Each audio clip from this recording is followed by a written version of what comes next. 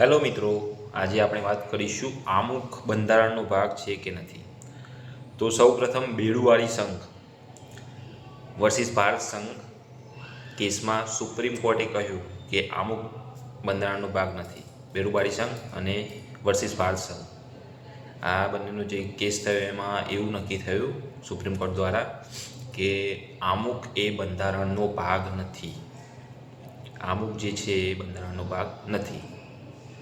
પણ 1973માં 1973માં Kesavananda Bharati versus state of Kerala, જે કેરળ રાજ્ય વર્સિસ કેશવાનંદ ભારતી વચ્ચેનો કેસ થયો 1973માં, ત્યારે સુપ્રીમ કોર્ટે એવું કહ્યું કે આમુખ એ બંધારણનો ભાગ છે. આ વસ્તુ આપણને ક્લિયર હોવી જોઈએ, બરાબર. હવે બંધારણમાં અમુક કી ફેક્ટ્સ છે જે અમુક વાર કેબીસીમાં બી પૂછાઈ જાય છે. ગવર્મેન્ટ કોમ્પિટિટિવ એક્ઝામમાં તો પૂછાતા જ હોય છે કે જે આમુખનું જે ચિત્ર દોર્યું એ કોણે દોર્યું હતું. તો આમુખનું ચિત્ર દોર્યું હતું બ્યોહર રામ મનોહર સિંહ. બ્યોહર રામ મનોહર સિંહ નામના વ્યક્તિએ આમુખનું ચિત્ર દોર્યું હતું. એ શાંતિ નિકેતનના આચાર્ય હતા, બરાબર. હવે બીજું કે આમુખને બંધારણનો આત્મા કોના દ્વારા કહેવામાં આવ્યું? તો ઠાકુરદાસ ભાર્ગવ દ્વારા આમુખને બંધારણનો આત્મા કહેવામાં આવ્યું. પછી એક યાદ હશે, ગુજરાતના હતા આપણે કનૈયાલાલ મુનશીએ બંધારણને હોરોસ્કોપ કહ્યું. હોરોસ્કોપ એટલે જન્મકુંડળી. કનૈયાલાલ મુનશી દ્વારા હોરોસ્કોપ કહેવામાં આવ્યું, જન્મકુંડળી કહેવામાં આવી. અને બંધારણનું જે આઈડી કાર્ડ કહેવાય, આમુખને બંધારણનું આઈડી કાર્ડ કહેવામાં આવ્યું. એ પાલખીવાળાએ એવું કીધું કે આમુખ જે છે એ બંધારણનું આઈડી કાર્ડ છે. તો આ આપણા કી ફેક્ટ્સ હતા જે તમને યાદ રહેવા જોઈએ. ફર્સ્ટ કે આમુખ બંધારણનો ભાગ છે કે નહીં, એ બેરુવાળી સંઘ વર્સિસ ભારત સંઘનો જે કેસ હતો એમાં એવું નક્કી થયું કે બંધારણનો ભાગ નથી. દેન 1973માં Kesavananda Bharati versus state of Kerala, બરાબર. એ બંને વચ્ચે એ જે કેસ થયો એમાં સુપ્રીમ કોર્ટે નક્કી કર્યું કે આમુખ એ બંધારણનો ભાગ છે, બરાબર. હવે આપણે જોઈએ કે સંઘ અને તેનું રાજ્યક્ષેત્ર. પહેલું આર્ટિકલ ફર્સ્ટ છે જેમાં ભાગ ફર્સ્ટ સંઘ અને તેનું રાજ્યક્ષેત્ર. એમાં આર્ટિકલ ફર્સ્ટ જે છે ઇન્ડિયા એટલે ભારત એક રાજ્યનો સંઘ હશે. આમાં આપણે એક વસ્તુ નોટિસ કરીશું કે રાજ્યોનો સંઘ અને સંઘીય રાજ્ય આ બંને વસ્તુ અલગ છે. હું આર્ટિકલ ફર્સ્ટની વાત કરી, આર્ટિકલ પહેલો, જેમાં રાજ્યોનો સંઘ એટલે યુનિયન થયું, જે ભારત છે. યુનિયન એટલે દરેક રાજ્ય પોતાની રીતે નહીં પણ કેન્દ્ર દ્વારા એકત્રિત કરવામાં આવ્યા હોય અને એ લોકો એ રાજ્યને અલગ પડવાનો કોઈ અધિકાર ન હોય. એ રાજ્યોનો સંઘ છે. રાજ્યોનો સંઘ મતલબ યુનિયન. અને ફેડરલમાં આપણે એક્ઝામ્પલ લઈ શકીએ યુએસએ છે એ ફેડરલ સ્ટેટ છે. ફેડરલ સ્ટેટ એટલે બધા જ રાજ્યો ભેગા થાય, બરાબર, અને પોતાનું એક સ્ટેટ બનાવે, પણ દરેક રાજ્યને એ દેશમાંથી અલગ થવાની સંમતિ હોય, પોતે જાતે થઈ શકે. તો યુએસએ એક્ઝામ્પલ છે ફેડરલ સ્ટેટનું, અને ભારત એક્ઝામ્પલ છે રાજ્યોના સંઘ એટલે યુનિયન, બરાબર. સંઘીય રાજ્ય હોય તો એ યુએસએ, અને રાજ્યોનો સંઘ હોય યુનિયન તો એ ભારત છે, બરાબર. તો આર્ટિકલ 1 એમ કહેવા માંગે છે ઇન્ડિયા એટલે ભારત એક રાજ્યોનો સંઘ હશે. આપણે ભારતનું નામ આમ તો ઇન્ડિયા જે છે એ અંગ્રેજો તરફથી દરેક જગ્યાએ જ્યારે અંગ્રેજ અહીં ભારતમાં રાજ કરતા હતા ત્યારે દરેક જગ્યાએ કોઈ પણ ઇન્ટરનેશનલ ટ્રીટી કરવામાં આવી કંઈ પણ, તો ભારતનું નામ એઝ અ ઇન્ડિયા તરીકે કહેવામાં આવતું. એટલે ઇન્ડિયા અને આપણું પૌરાણિક ને સાંસ્કૃતિક નામ ભારત છે. તો ઇન્ડિયા અને ભારત આ બંને નામ સાથે ચાલે છે, બરાબર. હવે આપણે વાત કરીએ કે સંઘનું એની અંદર રાજ્યો તો ચલો હાલમાં કેટલા રાજ્યો છે તમે કોમેન્ટ કરીને જણાવશો. દેન કેન્દ્ર શાસિત પ્રદેશ, તો એની અંદર જુઓ ચંદીગઢ, દીવ દમણ, દાદરા અને નગર હવેલી, અંદમાન નિકોબાર, લક્ષદ્વીપ અને દિલ્હી. બરાબર, હવે દિલ્હીનું જોઈએ આપણે. જે એનસીઆર છે, નેશનલ કેપિટલ રિજન, હે ને, એનસીઆર છે, એની વાત કરીએ તો 69મો બંધારણીય સુધારો 69મો બંધારણીય સુધારો થયો એ પ્રમાણે 1991માં દિલ્હીને એનસીઆર નેશનલ કેબિનેટ રિજન એટલે રાષ્ટ્રીય રાજધાની ક્ષેત્રનો દરજ્જો આપવામાં આવ્યો અને વિધાનસભાની સ્થાપના થઈ. બરાબર, ત્યાં આગળ વિધાનસભા 1991માં 69મો બંધારણીય સુધારો દિલ્હીની વાત છે.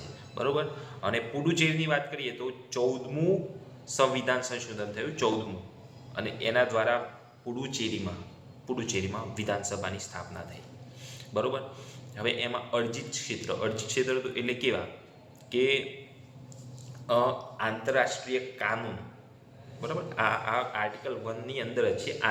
અર્જિત ક્ષેત્ર એટલે કેવા જે ભારત દ્વારા ભારતની રાજ્ય ક્ષેત્ર કોઈ ક્ષેત્રની આંતરરાષ્ટ્રીય કાનૂનની વ્યાખ્યા પ્રમાણે અર્જિત કરી શકે છે. લાઈક કોઈ પણ ક્ષેત્રની અર્જિત કરી શકે છે. બરાબર, જેમ કે જનમત સંગ્રહ પ્રમાણે પશ્ચિમ બંગાળના જે ચંદ્રાનગર હતું એને અર્જિત કર્યું હતું. આપણે યુદ્ધ દ્વારા બી કરી શકીએ. બરાબર, કોઈ ભૌગોલિક પ્રદેશનો સમાવેશ દ્વારા દરિયામાંથી કોઈ પણ રીતે આપણે કરી શકીએ છીએ. બરાબર, આ આર્ટિકલ 1 થયો. આર્ટિકલ 1માં ઇન્ડિયા, ભારત, બરાબર, આપણે જે છે રાજ્યોનો સંઘ છે. બરાબર, એટલે યુનિયન છે. યુએસએ ફેડરેશન, આપણે યુનિયન, આપણે રાજ્યોનો સંઘ છીએ એ સંઘીય રાજ્ય છે. બરાબર, દેન આપણા કેટલા રાજ્યો છે, આપણા કેન્દ્ર શાસિત પ્રદેશ કયા કયા છે?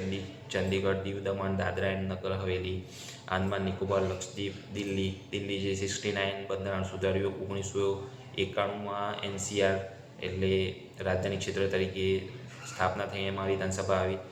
14મો બંધારણીય સુધારો પ્રમાણે પુડુચેરી છે એ એનું વિધાનસભા તરીકે સ્થાપના થઈ. બરાબર, અર્જિત ક્ષેત્રમાં આપણે જોઈએ કે ઇન્ટરનેશનલ કાનૂની વ્યાખ્યા પ્રમાણે અર્જિત કરી શકે છે. બરાબર, નાવ આર્ટિકલ નંબર 2 આવ્યો. આર્ટિકલ નંબર 2 એટલે શું કે ભારત જે દેશ છે, ભારતના દેશના બહારના કોઈ પણ રાજ્યને આપણે ભારતની અંદર સમાવેશ કરવો હોય તો એમાં આર્ટિકલ 2નો ઉપયોગ થાય છે. આર્ટિકલ 2 ત્યાં કામ આવે છે. હવે આર્ટિકલ 2માં આપણે જોઈએ તો બહારના રાજ્યો તો ભારત, એક એક્ઝામ્પલ લઈએ તો સિક્કિમ એ ભારતનું પાર્ટ નહોતું, પણ પછી એને સિક્કિમને ભારતની અંદર આર્ટિકલ 2 પ્રમાણે જોડવામાં આવ્યું. બરાબર, આ આર્ટિકલ 2 છે. બરાબર, આ ભાગ 1માં આર્ટિકલ 1, 2. દેન આર્ટિકલ 3. આર્ટિકલ 3 શું છે? તો ભારતની સીમાની અંદર જે રાજ્ય છે જેનું નવું નામ આપવું કે પછી બે રાજ્યનું એક રાજ્ય બનાવવું, એક રાજ્યના બે રાજ્ય કરવા. એક્ઝામ્પલ લઈ લઈએ તો 2014માં આંધ્રપ્રદેશમાંથી તેલંગાણા રાજ્યનું ઉદ્ભવ થયેલું, બે રાજ્ય બનેલા. બરાબર, તો આ આર્ટિકલ 3 પ્રમાણે છે. બરાબર ને, ખ્યાલ પડી ગયો? 2014માં આ એક્ઝામ્પલ છે, ઉદાહરણ. 2014માં આંધ્રપ્રદેશમાંથી તેલંગાણા જુદું પડેલું આર્ટિકલ 3 પ્રમાણે કે ભારતની સીમાની અંદરના કોઈ પણ રાજ્યના બે ભાગ કરી શકે, બે રાજ્યનું એક રાજ્ય બનાવી શકે. આ ભારતની પોતાની આર્ટિકલ 3 પ્રમાણે બંધારણની શક્તિ છે. બરાબર, હવે જેવી રીતે પશ્ચિમ બંગાળે બી પણ કહ્યું હતું કે અમારા રાજ્યનું નામ બાંગ્લા કરવામાં આવે. બરાબર, એની માંગ મૂકી હતી. હવે આર્ટિકલ 2 અને આર્ટિકલ 3 અંતર્ગત જે સુધારા કરવામાં આવે, આપણે આર્ટિકલ 4ની વાત કરીએ તો એ 368 અંતર્ગત નથી કરવામાં આવતા. હવે તમને એવું લાગશે કે 368 આર્ટિકલ શું છે? તો એમાં કેવું, સાદી બહુમતી જોઈએ, વિશેષ બહુમતી જોઈએ, સાદી બહુમતી પ્લસ અડધા રાજ્યોની સાદી બહુમતી.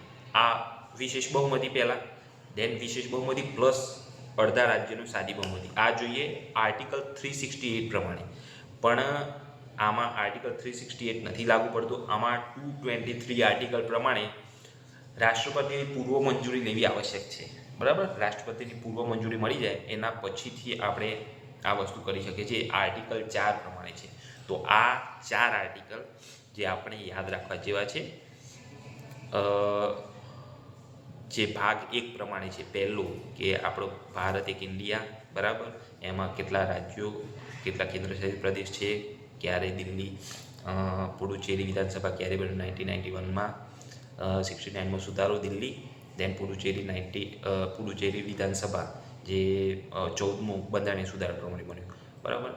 એના પછી આપણે જોઈએ તો આર્ટિકલ નંબર 2 કે બહારના રાજ્યો અંદર લેવા, બરાબર, બહારના રાજ્યો લાઈક એક્ઝામ્પલ સિક્કિમ, બરાબર. આર્ટિકલ નંબર 3 અંદરના રાજ્યોનું, તો અંદરના રાજ્યોનું કોઈ પણ સીમા બદલવી કે રાજ્યને 2 રાજ્યમાંથી એક રાજ્ય બનાવો, એક રાજ્યમાંથી 2 રાજ્ય બનાવો, તો એક્ઝામ્પલ છે 2014માં તેલંગાણા બન્યું એ, બરાબર. આર્ટિકલ નંબર 4 છે કે આ જે બીજો અને ત્રીજો આર્ટિકલ છે એનો સુધારો 368 આર્ટિકલ અંતર્ગત નથી થતો, કેમ કે 368 અંતર્ગત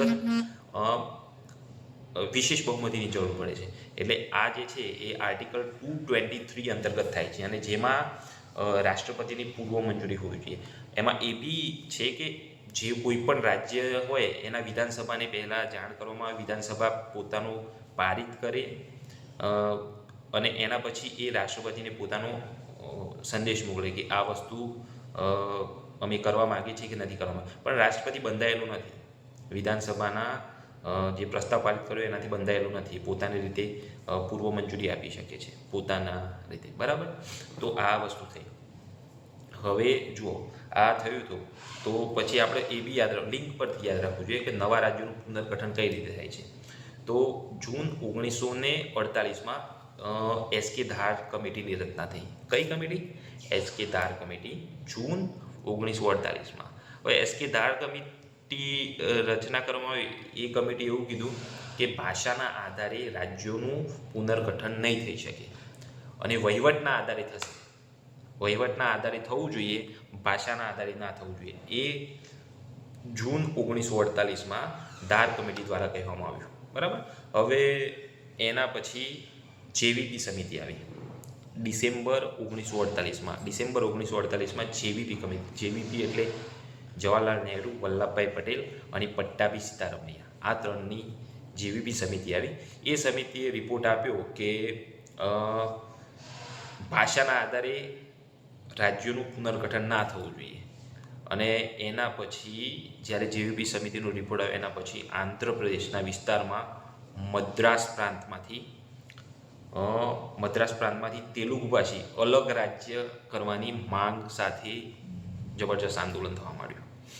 અને એમાં તેલુગુ ભાષીના કોંગ્રેસના નેતા હતા શ્રી રામુલુ પુટ્ટી, બરાબર. એ અમરનાથ ઉપવાસ માટે બેસી ગયા અને 58 દિવસના અમરનાથ ઉપવાસ કર્યા બાદ એમનું મૃત્યુ થયું, શ્રી રામુલુ પુટ્ટીનું, બરાબર.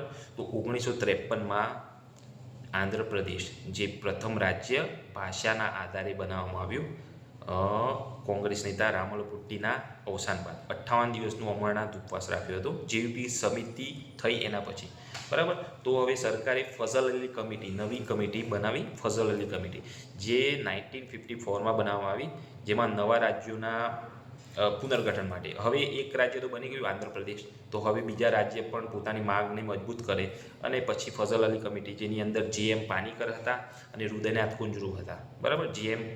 પાનીકર, હૃદયનાથ કુંજરૂ અને ફઝલ અલી, આ ત્રણની કમિટી બની, જેને ફઝલ અલી કમિટી કહેવામાં આવે છે. અને જે અંતર્ગત 16 રાજ્ય અને 3 કેન્દ્રશાસિત પ્રદેશ બનાવવામાં આવ્યા, બરાબર. દેન રાજ્ય પુનર્ગઠન ધારો આવ્યો, જેમાં લાસ્ટમાં 14 રાજ્ય અને 3 કેન્દ્રશાસિત પ્રદેશ રાખવામાં આવ્યા. હા, તો આ હતું આપણો રાજ્ય જે બન્યા, જે આપણે આર્ટિકલ 1, 2, 3, 4 પહેલું જ સંઘ અને તેનું રાજ્ય ક્ષેત્ર ભાગ 1, જેમાં આર્ટિકલ 4 આવે છે. તમને 4 આર્ટિકલ ખ્યાલ પડી ગયો, બરાબર. તો આપણા કેટલા રાજ્યો છે, કયા નવા ઉમેરાયા, કોઈ ક્વેશ્ચન હોય તો તમે કોમેન્ટ કરી શકો છો. લાઈક, શેર અને સબસ્ક્રાઈબ કરશો. Thank you.